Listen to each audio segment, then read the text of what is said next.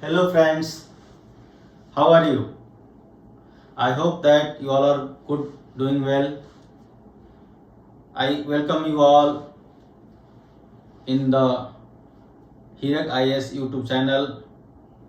As you are the part of this family, so you must be enjoying the video, and that video I used to provide you on the regular basis.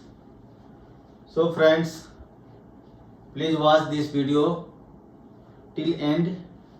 In this video, that means present video, I am going to continue the series of the Indian Constitution, and through this series I will provide the explanation of articles of the Indian Constitution one by one. Before that, I have provided the explanation of the preamble of the Indian Constitution, and if you want to watch that video, you can go through the description. I will provide the link. Friends, in this video, I will explain the meaning of the Article 1 given in the Indian Constitution. Friends, as you know that Indian Constitution is the supreme law of the land. That means through this Indian Constitution, all the governance, administration of this country runs smoothly. So each and every article is very significant, very crucial. So that's why if you are preparing for the civil services, whether it is state PCS or the UPSC, IAS exam or any relevant government exams, that becomes very important that you should know about the law of the land, and that all those laws are derived from this Indian Constitution. So let us start the video lecture. Myself Virendra Kumar, and you are watching Hirak IAS channel. Friends, if you are new or first time watching this channel, please subscribe this channel now, as I am providing you the video on the regular basis for your benefit. So let us continue the video. So the text of the Article 1. As you know, the Article 1 has 3 clauses. So I will explain one by one clause. So the first clause states that India, that is Bharat, shall be a union of states. What does it mean? So the clause 1 article, let us start from the article 1, clause 1.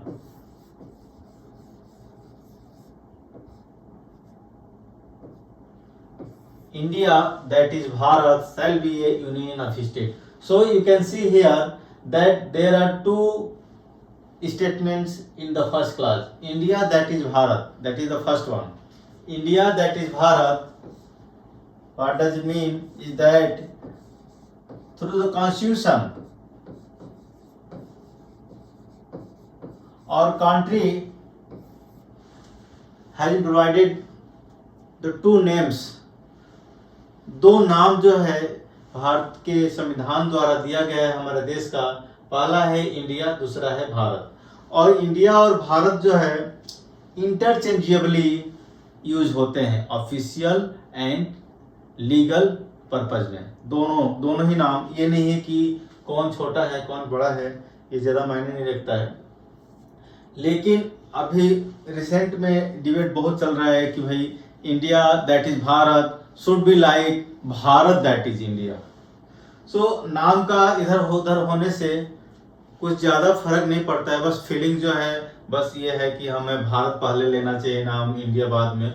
सो ऐसा ज़्यादा meaningful नहीं है, but कौन पहले है कौन बाद में, इमोशंस केवल बात कर रहे हैं। लेकिन यहाँ पर दोनों ही नाम, इंडिया एंड भारत, दोनों ही नाम हमारे ऑफिशियली एंड लीगल पर्पज में यूज होते हैं। दोनों का इक्वल सिग्निफिकेंस है, ठीक है।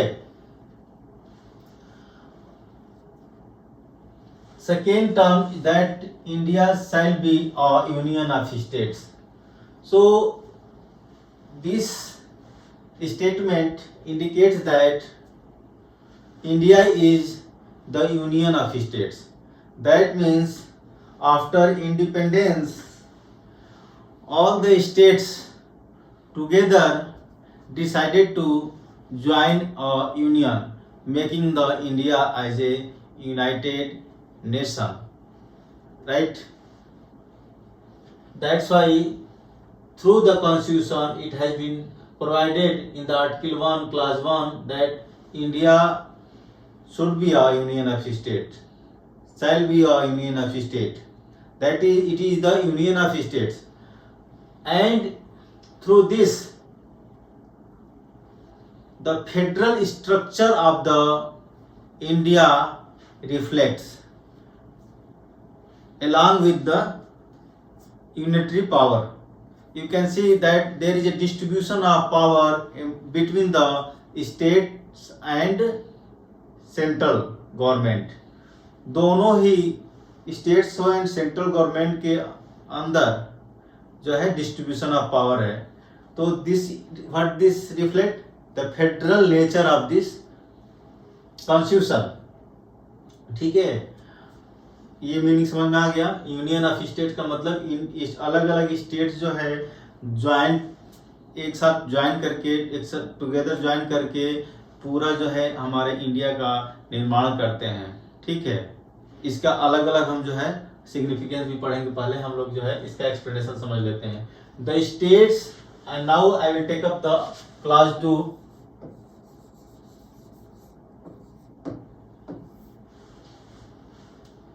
The states and the territories thereof shall be as specified in the first schedule. So, through this clause, the states and the territories thereof, that means all the states forming the India and their territories, that means boundaries, shall be as per the accordance of the first schedule. So friends, as you know that there are 12 schedule presently in the Indian Constitution, and first schedule talks about the states, union territories, their areas, names, and all those details are given in the first schedule, right? So this article 1 clause 2 talks about the states and its territories as per the schedule first. Okay, जो भी हमारा जितने भी states हैं, जितने union territories हैं, उनके जो रिलेटेड बाउंड्रीज हैं सब, ठीक है, उनके नेम्स हैं, सब कुछ जो है हमारे फर्स्ट शेड्यूल में दिया हुआ है, ठीक है ना। तो उसके अकॉर्डिंग जो है ये हमारा स्टेट्स एंड टेरिटरीज होती हैं फर्स्ट शेड्यूल के साथ। मतलब this class 2 is in conjunction with the first schedule, दोनों मिलके ही पूरी बातें पूरी करते हैं। नाउ क्लास 3,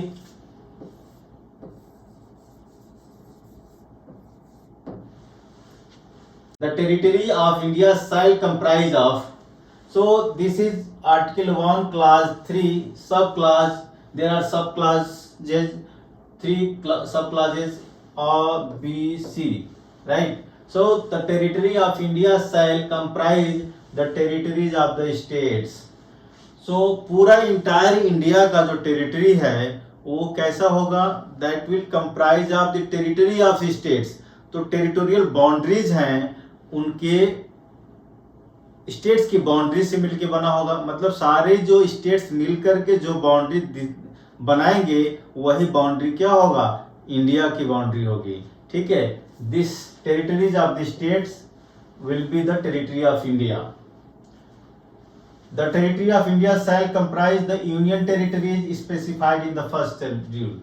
तो आप समझते हैं कि जो हमारा जो इंडिया है that is containing the states and union territories to both. So आप जो है यहाँ पर तो टेरिटरीज ऑफ स्टेट्स की बात कर रहा है सब क्लास ए में, दूसरे सब क्लास बी में बात कर रहा है कि जो यूनियन टेरिटरीज है, यूनियन टेरिटरीज क्या होती है, that is governed by the central government, ठीक है, और पूरी जो है ऑटोनॉमी जो है नहीं होती है उनकी, वो जो है सेंट्रल गवर्नमेंट के अंतर्गत जो होते हैं गवर्न होते हैं. There are some exceptions also, जैसे दिल्ली है, पौंडीचेरी है, तो ठीक है, तो उनको जो है एक सब स्टेट का दर्जा मिला हुआ है, ठीक है. लेकिन जो अन्य जो यूनियन टेरिटरी हैं वो जो है सेंट्रल गवर्नमेंट के थ्रू गवर्न होती हैं. तो जो यूनियन टेरिटरीज हैं उनके जो बाउंड्रीज है वो मिलकर क्या बनाएगा, टेरिटरी ऑफ इंडिया बनाएगा. And this is as per the first schedule of the constitution of India, ठीक है. Now the sub class C, such other territories as may be acquired, right? So the territory of India shall not only comprise of the present territories of the states, present territories of the union territories, but also the territories of all those areas that may be acquired in the future. So this provision of the Article 1 has the provision of expansion of the India. So यहाँ पर जो है India के future में expansion होने का जो है बात किया गया है कि ये इंडिया जो है बाद में और भी एरिया एक्वायर कर सकती है. ये प्रोविजन यहाँ दिया हुआ है कि कोई भी एक एरिया को एक्वायर कर सकती है, उसको स्टेट बना सकती है, उसको यूनियन टेरिटरी बना घोषित कर सकती है. So all those powers are derived from this Article 1 सब क्लास 3 सब क्लास C, ठीक है. जो फ्यूचर के लिए भी हमारे जो फोर फादर्स हैं इंडियन कॉन्स्टिट्यूशन के जो निर्माता है उन्होंने इस बात का भी, इसके आधार पे ही जो है कई जैसे जम्मू एंड कश्मीर हुआ, ये एक्वायर हुआ, फिर इसको जो है यूनियन टेरिटरी घोषित कर दिया गया 2019 में. तो आप समझ रहे हैं कि जो है ये सब चीजें जो है इस आर्टिकल से ही निर्धारित की जा रही हैं. Now I will talk about the significance of the each and every article, ठीक है. So each and every clause of this article. Now India that is Bharat का क्या सिग्निफिकेंस है. अब हम सिग्निफिकेंस की बात करेंगे. Significance of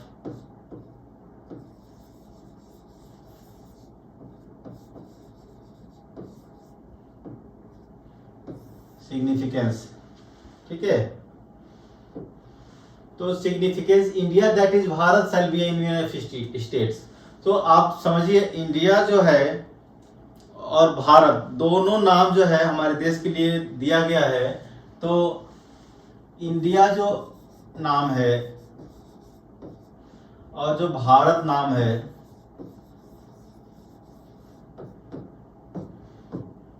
so India the name is derived from the Indus River. हमारे इंडस रिवर के नाम से ये हमारे इंडिया का जो है नाम डिराइव हुआ है. सिमिलरली हमारा भारत जो देश का नाम पड़ा है वो जो हमारे एम्परर थे, एंशिएंट एम्परर भारता या भारत, उनके नाम से लिया गया है. सो आप देख सकते हैं कि जो इसका जो सिग्निफिकेंस है कल्चरल एंड हिस्टोरिकल दोनों ही सिग्निफिकेंस है इस आर्टिकल 1 क्लास 1 का, ठीक है. So India and Bharat has its historical as well as cultural significance and it reflects through the article 1 class 1, right. Now the Clause 2 significance. The states and territories thereof shall be as specified in the first schedule. So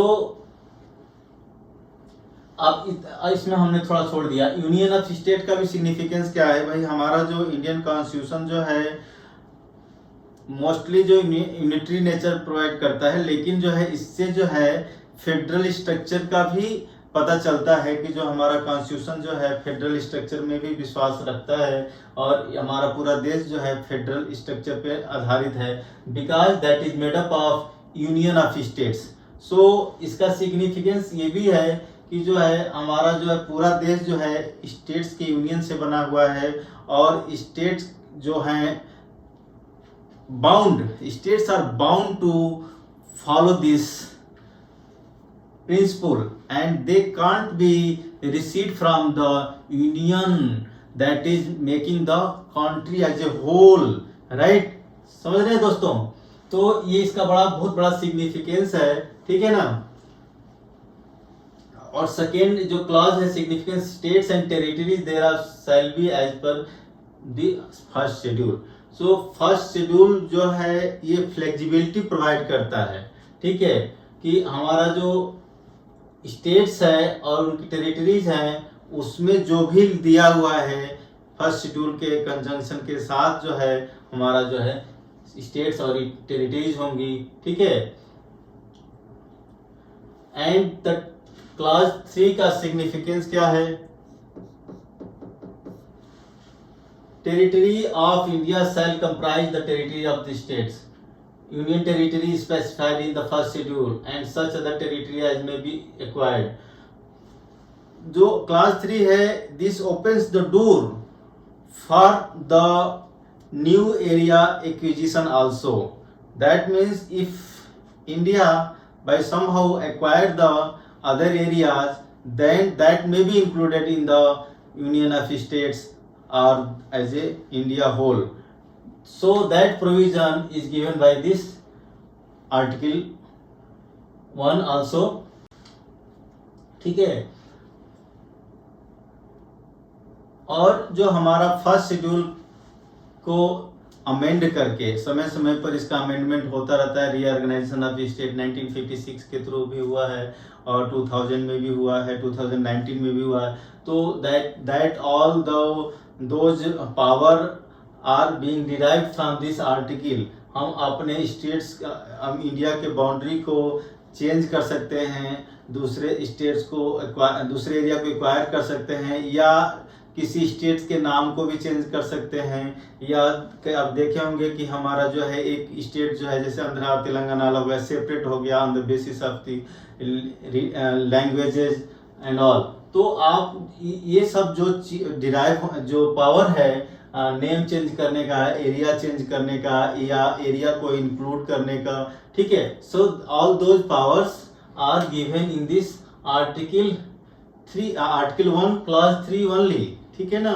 so and these all are govern by the first schedule of the Indian constitution, right. So friends, Supreme Court of India, the apex court of this country, has also stated that the union of states term means that the states don't have the right to secede from the union. That means they can't separate from the union. They must be obliged to form है union of states, ठीक है। और जो हमारा जो India and Bharat जो है दोनों नाम को जो है यहाँ पर इंक्लूड किया गया है और इससे दोनों नाम ही इक्वली जो है वैल्यूएबल हैं, वैलिड हैं, ठीक है। दोस्तों, आप जो है आर्टिकल 1 का एक्सप्लेनेशन समझ चुके होंगे। हम इस वीडियो में हम यही आपको समझाना चाहते थे। यदि वीडियो ये अच्छा लगी हो, इंफॉर्मेटिव लगी हो तो लाइक कीजिए, वीडियो को शेयर कीजिए और चैनल को जरूर से जरूर सब्सक्राइब कीजिए। Thank you friends, bye bye.